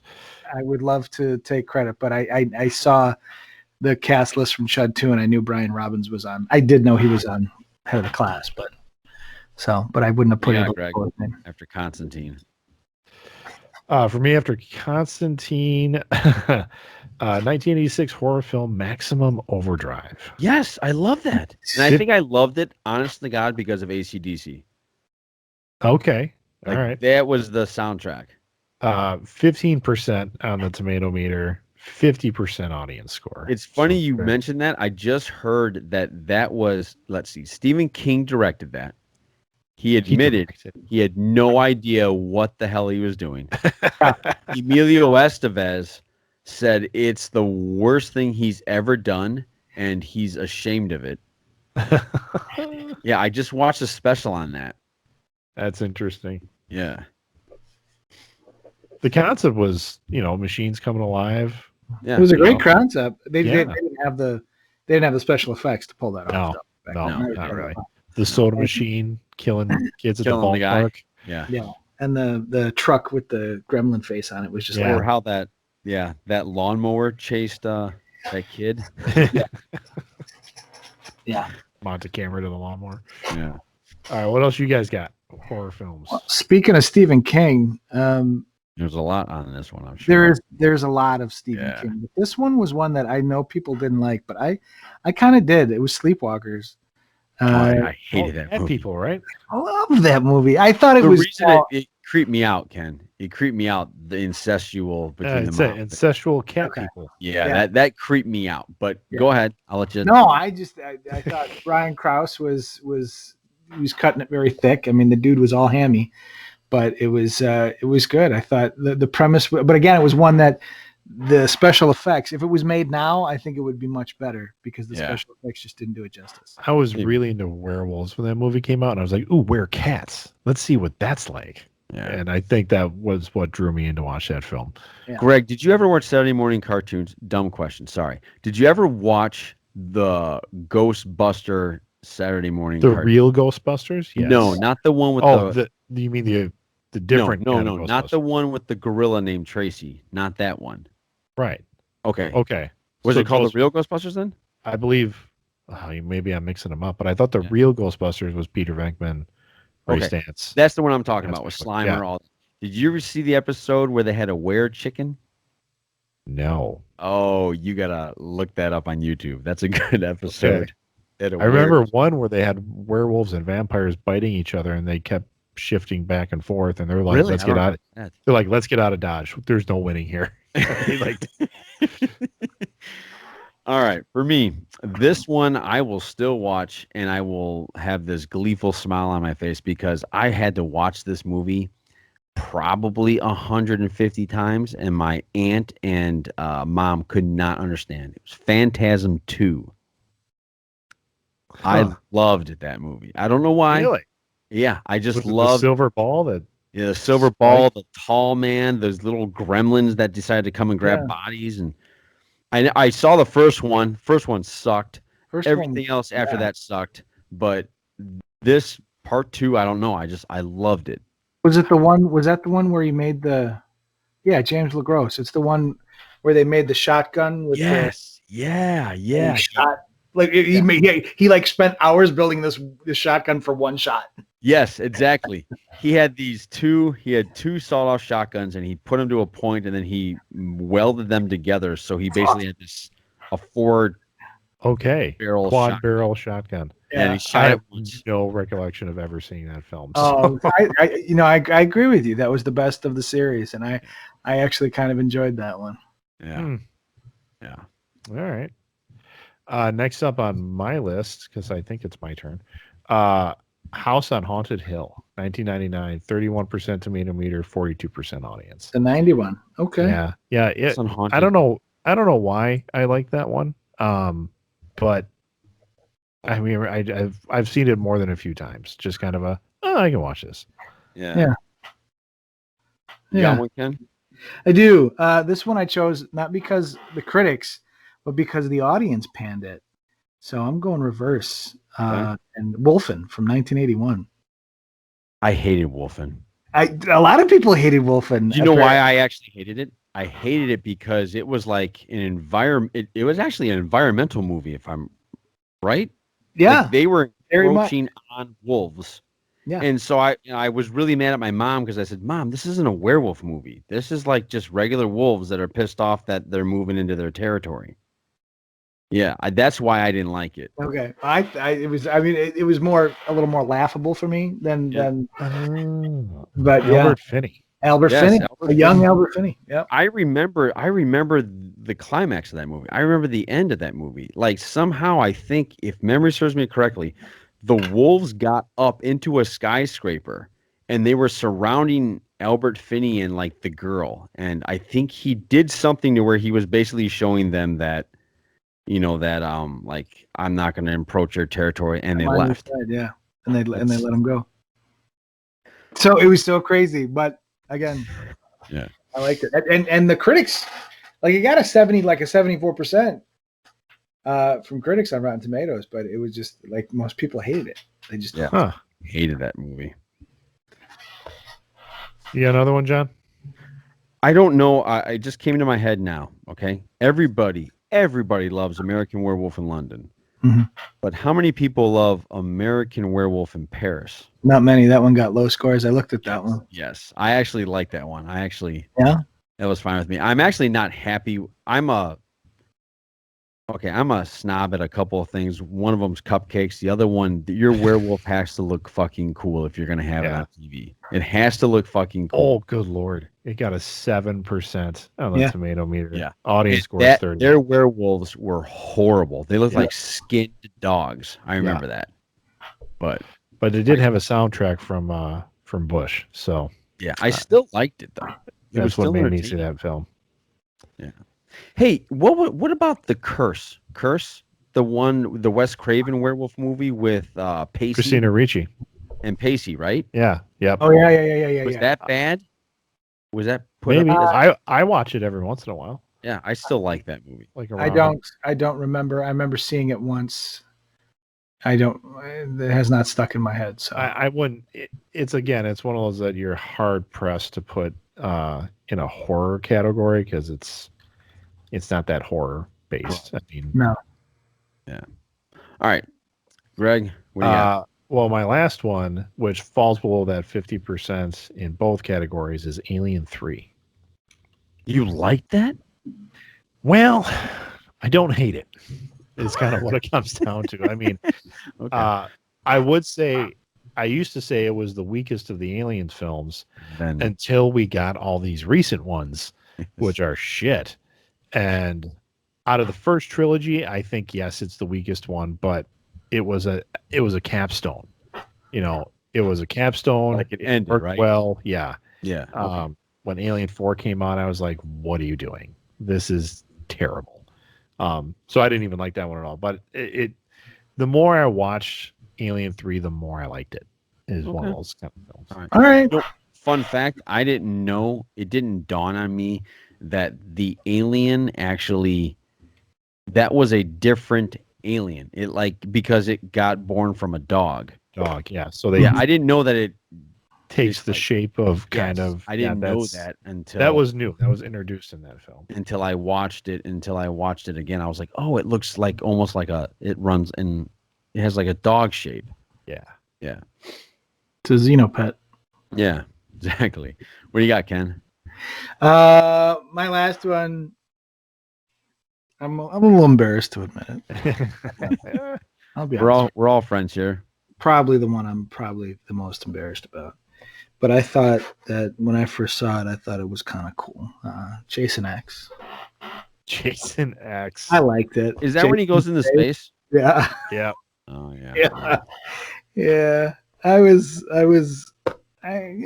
thought he looked cool. I thought his hockey mask morphing into his mask. I thought, the bones and I just thought it was kind of. I could see the draw. I could see the draw to that one. Real quick, everybody, we all know Ken's. Which everybody's favorite Friday the 13th? Which one? Oh, mine's Jason Lives. That was my favorite one. I forgot about A New Blood with Tina, the girl that could I think she was Was that the telepathic one? Telepath. Sorry. Yeah. That's the one I liked, where she kind of resurrected him accidentally from the lake. Yeah. See, my second favorite one is Jason Takes Manhattan. I like the cheesy ones. I like the cheesy ones. Hey, I mean, if you're gonna looking get up from the sewer, out. No. Yeah, I like the cheesy ones. All right. Sounds fair. All right. You know what? It's funny because you were talking about The Curse with Christina Ricci. Yeah. I can't find it on IMDb or Rotten Tomatoes. I'm like, this is a real movie. Yeah. Is it The Curse or was it Cursed? I've searched both and neither one is coming up. Oh, did you put Wes Craven's Curse? You're right. No, I did not. Okay, that might be it. You know what? I'm just gonna look under Christina Ricci. That was gonna be my next move, but I'm up. So we're on the mystery. Okay. I better look it up again since I'm trying to follow rules. But the first one I got is M. Night Shyamalan's Yeah. I say it wrong every time. The Village. Oh, you took mine, you bastard. You took mine. Yes. That's a good movie. It is a good movie. I love that movie. I don't know why people got pissed off about it. I thought it was a good movie. 43% tomato meter, 57% on the audience score. So it fits that we like it. Yeah. I was a little disappointed because I remember just before the movie came out, there was a lawsuit against M. Night for copyright infringement or plagiarism or something like that. And they're like, you copied this from a story that is from a short story that's found in high school literature class books, like the books that you have like a bunch of short stories in the teachers teach out of, and it just fits a curriculum. It's a curriculum book. And I remember looking at it and I'm like, shit, that was the book I had in high school. And they talked about, this one story, which is about people in a village and it's like they're back in time. And I instantly went back. I knew exactly what the twist was because I loved that story when I read it in high school. as like sophomore year or something like that. So he did do it. It's pretty damn close. Yeah. Yeah. Yeah. Okay. And I was like, so he did one of those things where then he was like, no, but she's blind. That's no. It's what it is in the story is that they're being kept there, and it's kind of like, yeah, there's the beast and the the save color and stuff like that, but they're actively being studied by a group of doctors. And so when she goes out into the woods, it's not that she finds society. It's like she finds that this entire community is being studied by a group of doctors to see how humans could survive living off the land again or something like that. Wow. Yeah. Well, that was mine. I don't got nothing. You got nothing else for mystery? No. I thought that was the only bad mystery movie I've seen that everybody hated it, but I loved it. Really? I have one. I have a couple. All right. What do you got? My first one is Gothica. Oh yeah, another Halle Berry. Another Halle Berry. I liked that movie. I thought it was, there was a little cheesy at parts, and I thought it was a little, the plot was a little elementary, but I thought Robert Downey's in there, isn't he? In that one? Yeah, he's the buddy. He's the buddy psychologist. I like it. Well, my next one, I don't know why I put under there because it's not a mystery. I think I had a typo, so I'm missing one. I had the Switch under mystery, but it's not. That's a Jennifer Aniston, Jason Bateman film. Yeah. Okay. Unless there's another one that I'm thinking of that I can't remember, but so that's not. So I'm going to go to my next one, which is Conspiracy Theory. Mel Gibson, Julia Roberts. I like that movie. Yeah, I didn't like it. Yeah. It was him being like brainwashed, and it was the first time we saw Patrick Stewart as a bad guy. Yeah, and I remember him biting his nose. Yes. Yep. Yes, I remember that. And you're like, wow, Patrick Stewart plays a pretty damn good bad guy. Actually, I remember another part in there where he hits a guy from the back in the back of a car, and then he's about to leave, and he goes, "Are you faking? Are you faking that I knocked you out?" And the guy goes, "Yeah, I was faking. You got me." I remember that scene. The where he torches his apartment was Yes. one of those scenes. I was like, what? You could do that? Yeah. Yeah. So, all right. You got another one there, Ken? Mystery? I do. This one, I got to look at it again because I think it's a 64% for audience score, and I think that's because retroactively some people went back and looked at it. The 13th Floor, kind of that precursor. Oh yeah, yep. Yeah. I liked. Remind me of that one. 13th Floor. It's the one where they go to. There's a place they can go to, a floor that doesn't exist. It's all about computer simulated universes. So you can go into this world, and these people believe they're real, but they're not. I don't. And he gets stuck there, and it's all based off a murder mystery that happened originally, and it all takes place on the 13th floor. I don't remember that. I have a good mystery one. Are we still doing mysteries? We are. I don't know how good this one is. The one where I think it's Jeff Bridges and Kiefer Sutherland, and he wants to know what happened to his girlfriend that got taken. Vanished? Yes. Yeah, Vanished. That one freaked me out. I don't know how good that is or not. I don't know what the score is on that, but Chuck. So I remember that one, and there was another. I think it scored too high, but Jeff Bridges was a bomber. yes, I remember that one. I think that It's I called looked like that one up. Arlington Heights or something like that. Or Yeah, and I think it scored a Something little too high for me. Yes. The Vanishing. yes. What did it rate, Ken? 49%, 46%. So that one fits. So there right? you go. There, Right. that fits. Yeah. Nancy Travis, Sandra Bullock. I don't remember that. Yeah, she was the girl. She was the girl that got kidnapped. That's right. What is The Net as a mystery? I just thought of that one. The Net. Yeah, did that score well? That went. Probably not. Sandra Bullock. She doesn't score high. Not when she's like 40%. Yeah, Yeah, I should have. Yep. She had a put bad that one in there. She had a That bad would have mark. been good. What was the other one I had for? I thought of right away, but I didn't check the score because I thought was Jumpin' Jack Flash. Oh yeah, Whoopi Goldberg. Whoopi I remember that one. Goldberg, Yeah. 29%, 58%. Yeah. Another computer-based mystery. Right. Yeah. But I I used to like watch that one. Never saw that one. That's why I learned the phrase "fuck a duck." Yeah. Because she's going through the lyrics to Jumpin' Jack Flash. Come on, Mick. Next up I had is relatively recent. Spencer Confidential was a Netflix thing. Mark Wahlberg. That was horrible. You like that? I thought it was okay. Really? Yeah. It just when I again was nostalgic trying to trying to capture that fire, right? But just didn't it didn't hit for me. I don't think it's gonna get picked up for a series. No, not at all. No.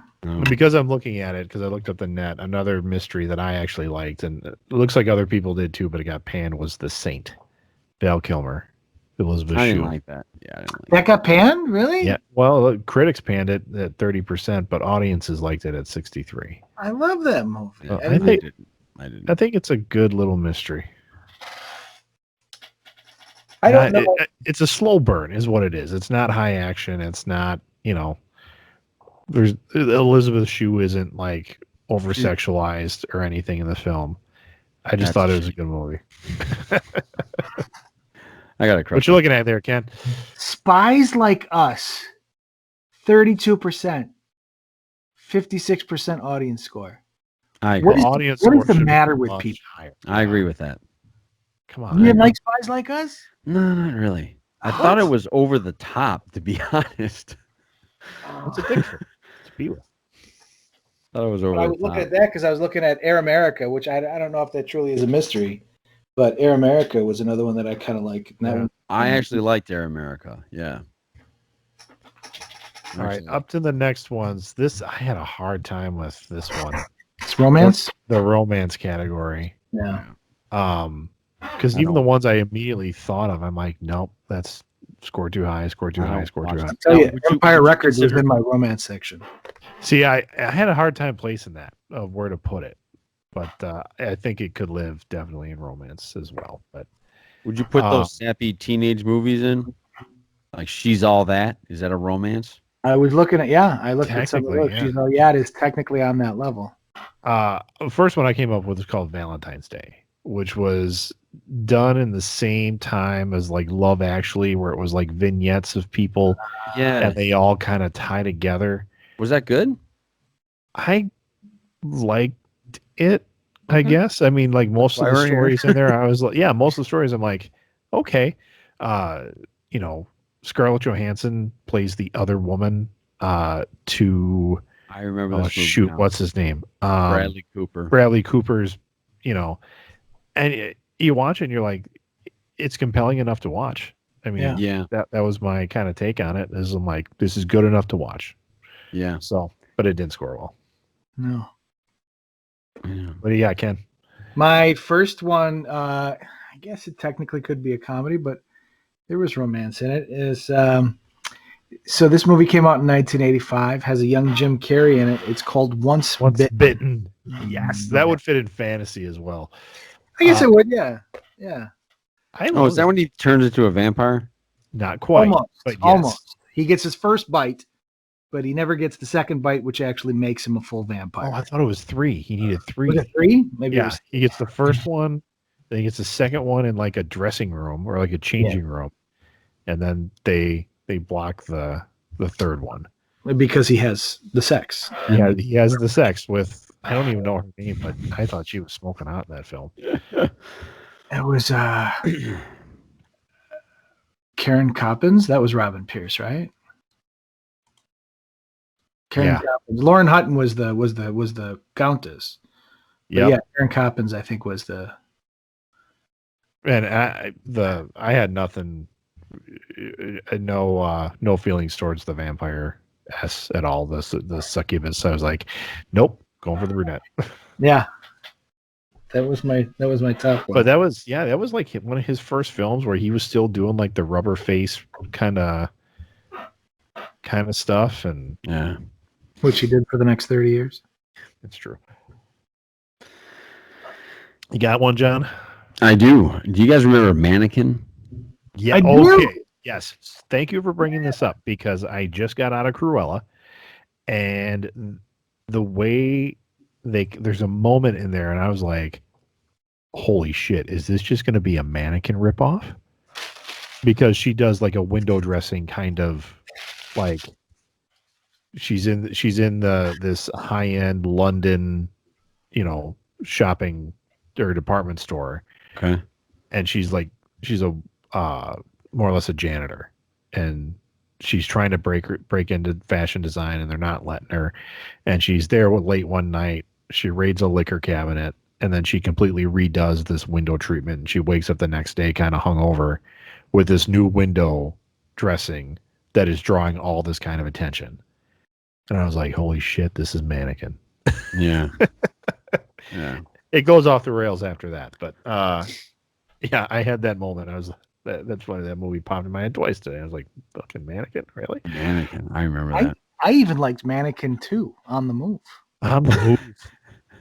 It was Kim Cattrall and Christy Swanson was the mannequin in the second. The second one, yes. And I remember that because I was following Christy Swanson from Buffy. Yeah. Buffy the Vampire. I was like, ooh, she's got another movie out. But who was Jonathan Switzer? Who was that? Was Andrew McCarthy. Andrew McCarthy, yeah, and he was one of the Brat Pack. But yep. And James Spader was also in there doing a little. They did a little. Hey, let's get back together after Pretty in Pink. Yeah. James Spader. Yeah. Ultron. All right. I guess it's up to me. My second one is I liked it because we were like in the midst of having kids at the time, is What to Expect When You're Expecting. Okay. More or less a bad film, but it's hilarious because what is her name? Married to Judd Apatow. Oh, I love her. I love her. It's wrong person. I'm sorry. Oh, no. It's Elizabeth Banks. Okay. Elizabeth Banks, what I love about her story is like she's this pregnancy expert, but she's never been pregnant. And so when she gets pregnant, she's expecting it to be this just beautiful process and the glow. And it's totally the opposite, where she's got the sweats, the acne, the hemorrhoids, the morning sickness. And it was just, I don't know, the way they did it, I thought was funny. But a lot of people in that movie. Cameron Diaz, Jennifer Lopez, Elizabeth Banks, Chase Crawford, Brooke Decker, Anna Kendrick. I forgot she was in there. But Joel Manganiello. Oh, no kidding. Yeah. I got one. What do you got? Not the lowest, but a 7% on Rotten Tomato. How could you not love Cocktail? I had that on my list. I did. And I took it off because I was like, for some reason, I didn't know if it really would count as a romance film. Where else would you put it? I mean, Yeah, I don't know where else. But yeah, that was on my list. Cocktail was on my list. I love that movie. Brian Benben. Right? It's Brian Benben? Brian Benben? Is it Brian Benben? No, it's not. It's Brian Brown. Brian Brown, yeah, Aussie. Brian from the FX movies. FX, yeah, from FX and FX too. I don't know what you guys are talking about. FX. Oh, you haven't seen FX? That's where him and Brian Dennehy. Where he he's a special effects artist. Puts on a suit and beats a guy up with a robot. With a clown. Yeah, with the clown. That's right. I remember that now. I remember running that scene back twice to watch it because I was laughing my ass off. It was hilarious. Yeah. It's fun. I don't have anything else for love. For romance? All right. My next one is Along Came Polly. That's actually pretty low. But I thought it was pretty funny. Him it's all slaps. It's Ben Stiller doing slapstick. Is that the one? Is Philip Seymour Hoffman in that one? Yes. Yep. Yeah. 2004. Like the whole Indian food scene, I thought was. Yeah, I thought it was great. Yeah. I always thought that was he was trying to do a sequel Everybody loves Mary, or Everybody Knows Mary, whatever Something that about Mary. Something about Mary. It's in the same vein, but it's not connected. Right. Wasn't she that's Jennifer Aniston, right? She had a ferret. Yep. Yeah. Yep. Okay. Yeah. No. A lot of gross out humor in that one that just it didn't hit for a lot of people, but I don't know. You liked it? I laughed. I laughed at it. Yeah, there was some five. Like I said, Philip Seymour Hoffman to me was hilarious. Yeah. The basketball when he's playing basketball. I got another one that's kind of skirts between comedy and romance, but just one of the guys. Yes. I was thinking about that one too. Johnny, the guy from Karate Kid was in that. He was the bully in that one too. Yep. He was William Zabka. He was Greg Tolan in that one. Yeah, and he had a thing for lifting tables, right? He lifted tables, got everybody. And by far one influential flashing scene for me as a young man. Right up there with Fast Times at Ridgemont High, absolutely. Yeah, when she just whips those puppies out, and you're like, "Oh my! How were you hiding those things?" Yeah. She was chesty, and I remember watching like the first time I watched it. It was like 3 p.m. We're watching HBO in like the middle of summer. Mom's home. That scene comes on, and she's like, "It is 3 p.m, and they're putting this on TV." And my brother and I are like, "Yep." One of my and she was great, but one of my favorite things about that movie was Billy Jane. He played the brother. I thought he was hilarious. Buddy Griffith didn't like that was his peak, right? I think he did a couple episodes of like 21 Jump Street or something, but that was his peak. It's a shame. All right. So my last of the romance 36% tomato meter, 50% audience score. John Cusack and John Cusack. How is it, John? And Diane Lane. Must Love Dogs. Oh, and okay. I don't know, it's not bad. It's a cute little film. Let's see, John Cusack, Elizabeth Perkins is in it. They're both divorcees just trying to find love again. But Christopher Plummer's in there. He's pretty funny. And I gotta look up to see who this is. Let's see if she's even listed. There's a scene where John Cusack is out on a date and he takes this airheaded woman to go see Dr. Zhivago. And they come out of the theater and they run into Diane Lane, and this is after they've like been together and broken up, and before they get back together again. And she's like, "Oh, you saw Dr. Zhivago?" She's like, "Oh, I love that movie." In the era, it's like, "Oh my god, why? It's so depressing, and people are just cold all the time." And just that scene alone, it cracks me up.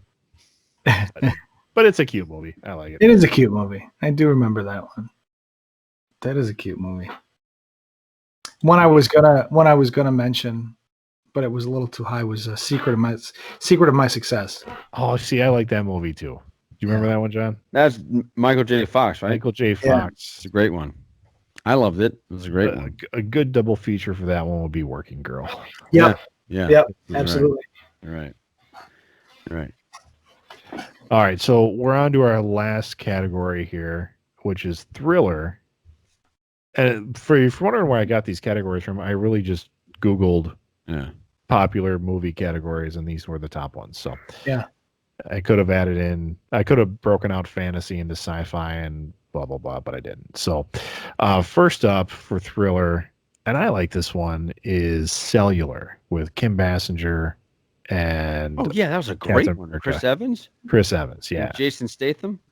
Yeah, I mean, that's a great movie. Or it's a little dated because the cell phone technology is obviously not what it was when that was made.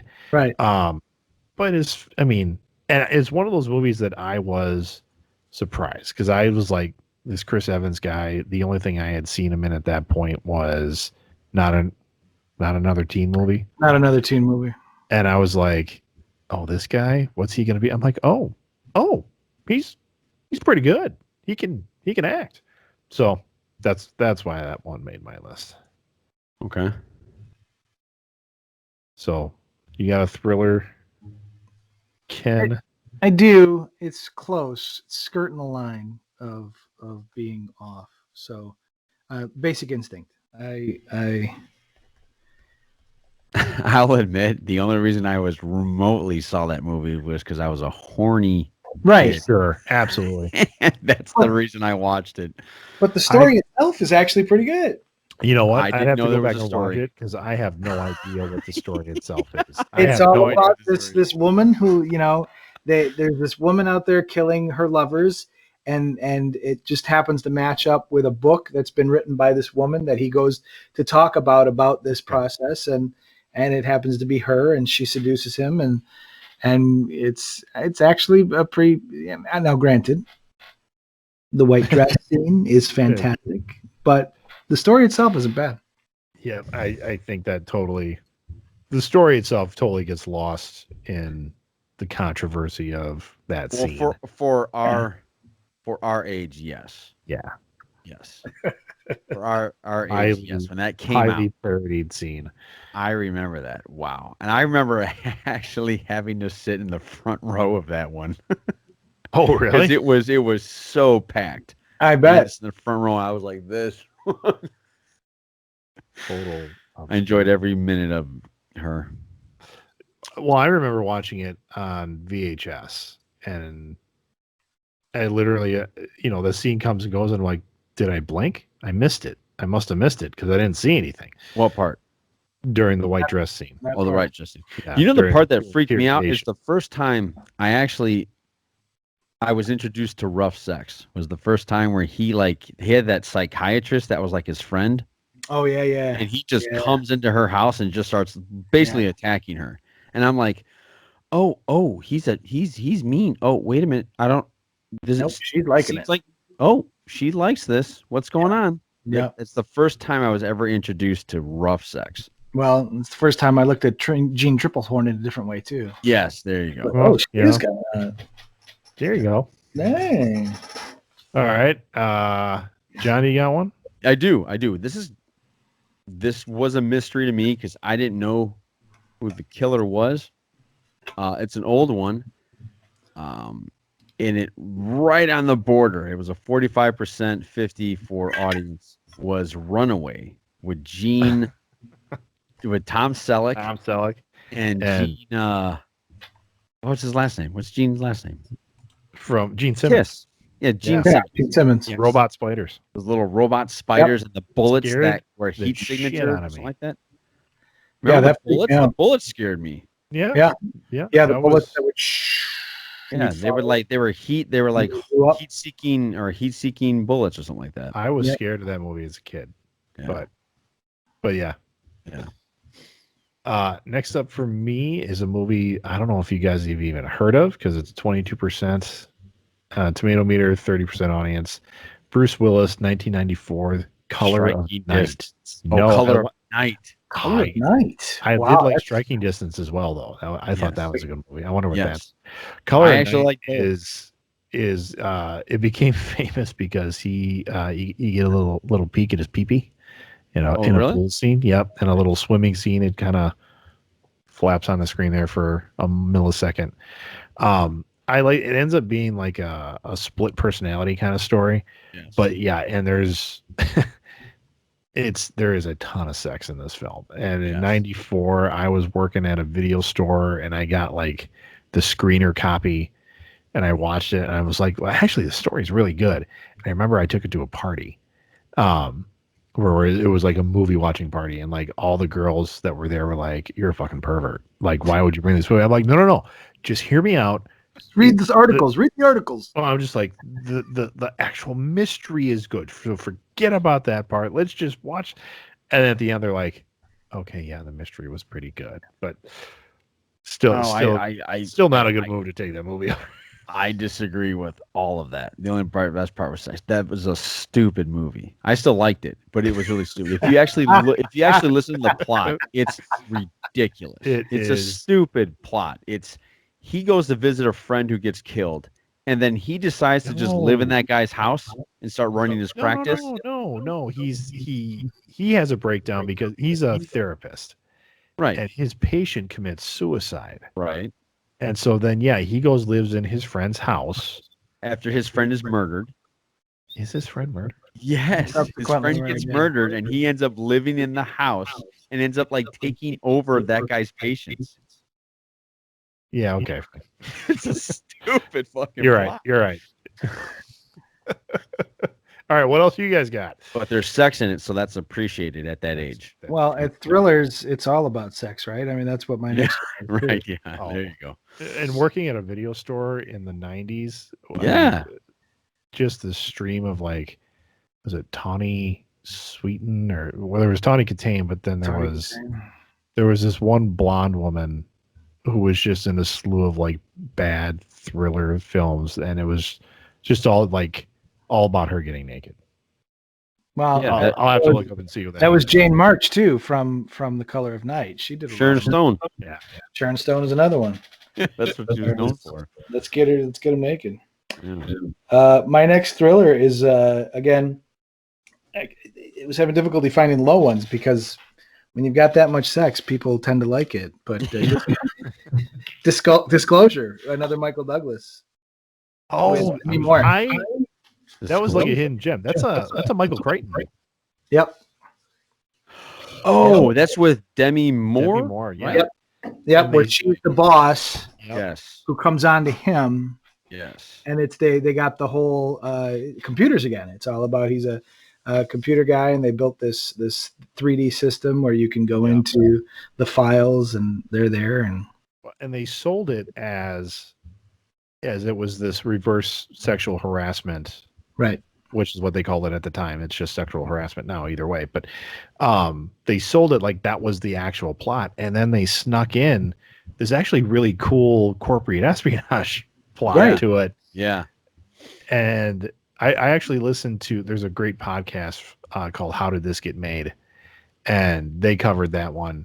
And that was a good episode where they're like, this is actually a pretty good movie. You know, once you get past the ham acting of Demi Moore and just everything else, but it's not bad. Yeah, I don't have another one. Skip. Okay.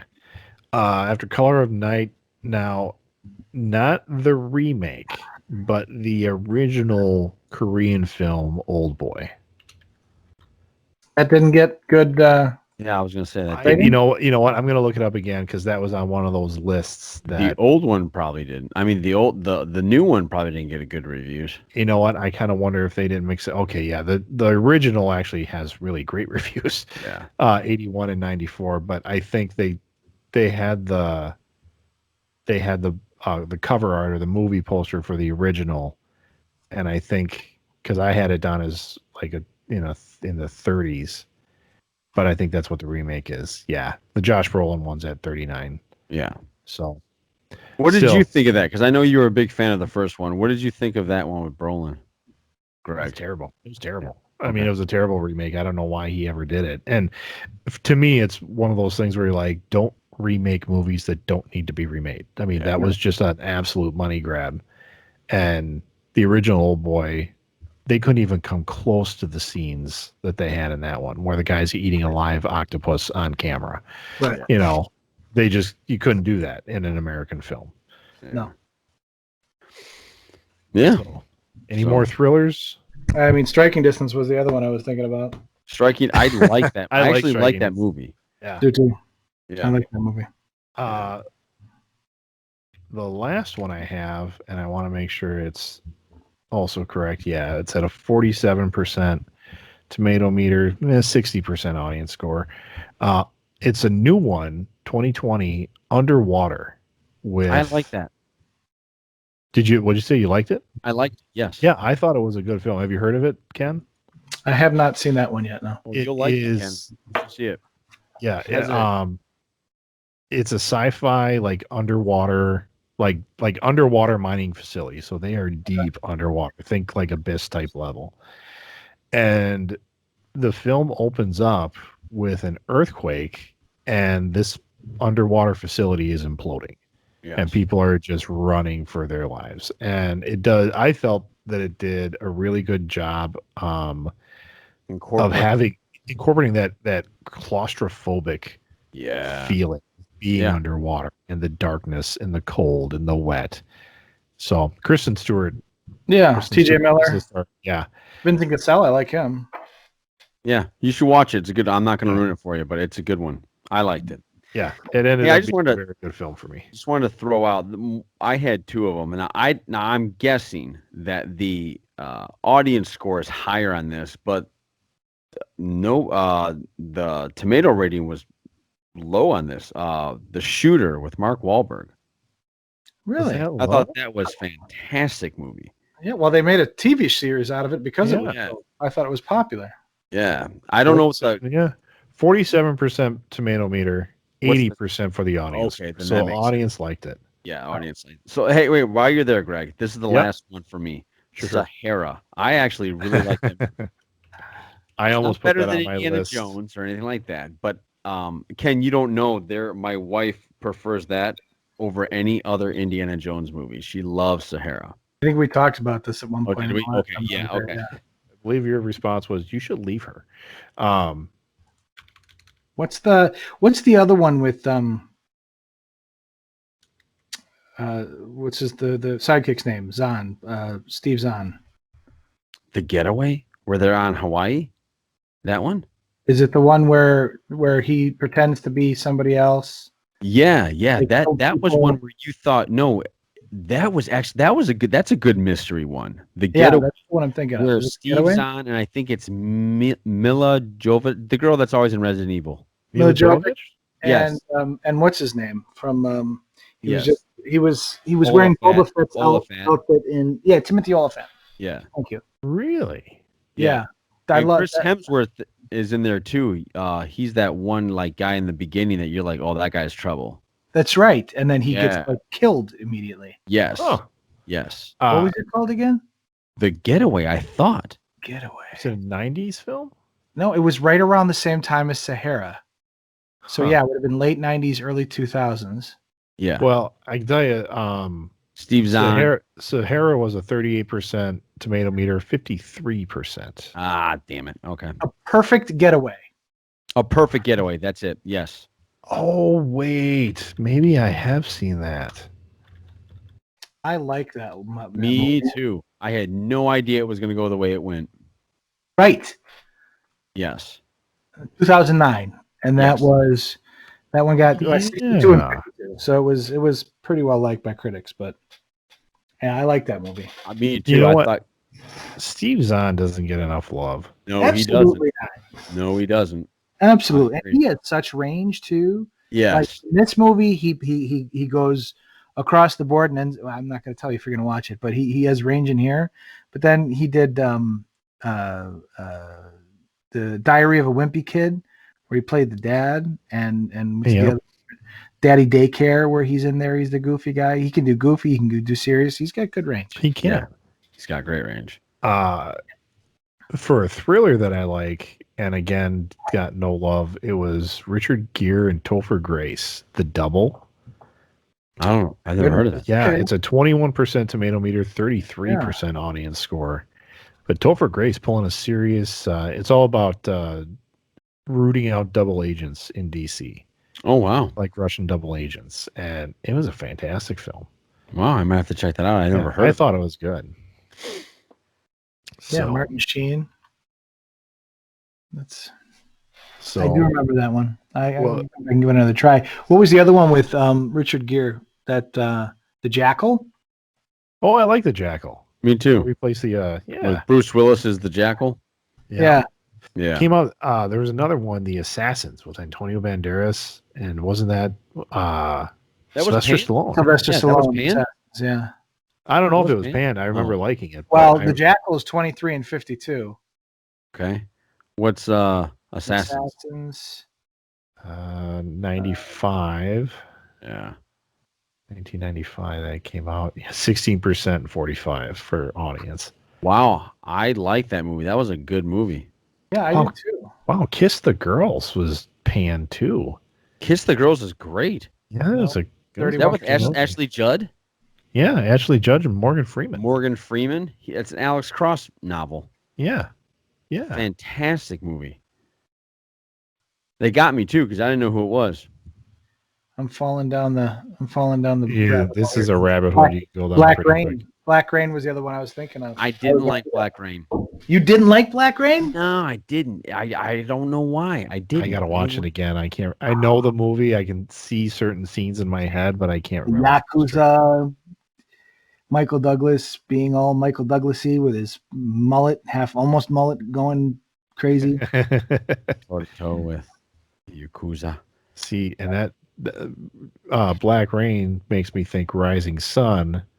Which I like. Connery and Snipes, 33% tomato meter, 40%. Seriously? Score. Yeah. Rising Sun did? Is that another Michael Crichton? Yeah, that's right. another Michael Crichton. Yeah.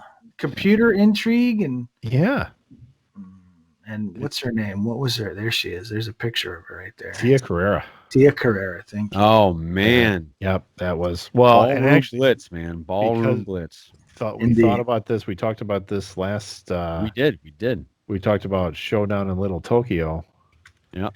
And actually I think that was the movie that made me even think of doing this episode, because I was like, I like that movie, but not a lot of people like that movie. Oh.